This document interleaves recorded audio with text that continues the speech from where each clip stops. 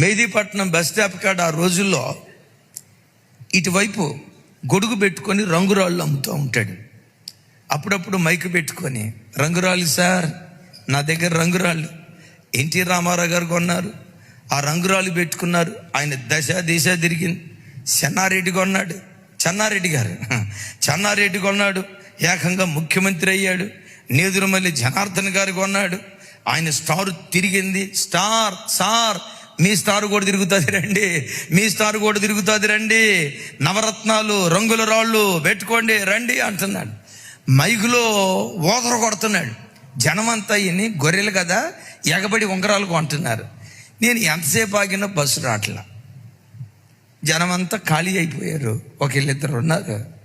నన్ను చూసి ఆ రంగురాళ్ళు అమ్మాయి ఆయన, సార్ రోజు ఇక్కడే ఆగుతున్నారు సార్, మీరు ఒకసారి కూడా రంగురాళ్ళు కొనరేంటి సార్, నా రంగురాలు కనుక కొనుక్కుంటే మీరు కారు కొంటారు సార్. బస్ కోసం ఎదురు చూసే అవకాశం ఉండదు సార్. స్టార్ తిరిగిది సార్, తలరాత మారిపోద్ది సార్. నేను మెల్లిగా దగ్గరికి వెళ్ళి, అయ్యా ఉంగరాలు అమ్మి వాళ్ళ స్టారు ఏళ్ళ స్టారు తిప్పే బదులు ఆ ఉంగరాలు ఏదో నువ్వు పెట్టుకొని నీ స్టార్ తిప్పుకోవచ్చుగా.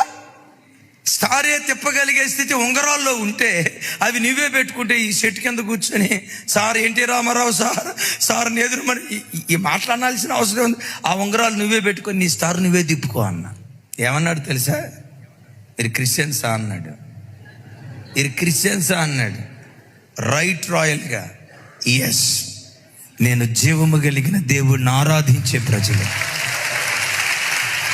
ఏ దేవుడు సర్వ సృష్టిని సృష్టించాడో, సార్వభౌమాధికారం కలిగిన దేవుడు ఎవరో, నోటి మాటతో సమస్త సృష్టిని సృష్టించిన సృష్టికర్త ఎవరో, ఆ జీవం కలిగిన దేవుడిని ఆరాధిస్తూ ఉన్నాను.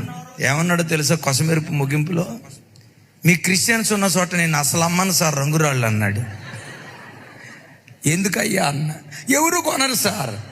ఎందుకు కొనరు? క్రైస్తవుడి జీవితంలో విశ్వాసం అంటూ ఏదైనా ఉన్నదంటే అది దేవుని మీదే అయి ఉండాలి. దేవుని మీద తప్ప మూఢ నమ్మకాల మీద, మూఢ విశ్వాసాల మీద, ముహూర్తాల మీద, తిథుల మీద, నక్షత్రం మీద, రాసుల మీద, పేరు బలం మీద దేవుని బిడ్డలు పొరపాటున ఆధారపడే వ్యక్తులుగా ఉండకూడదు.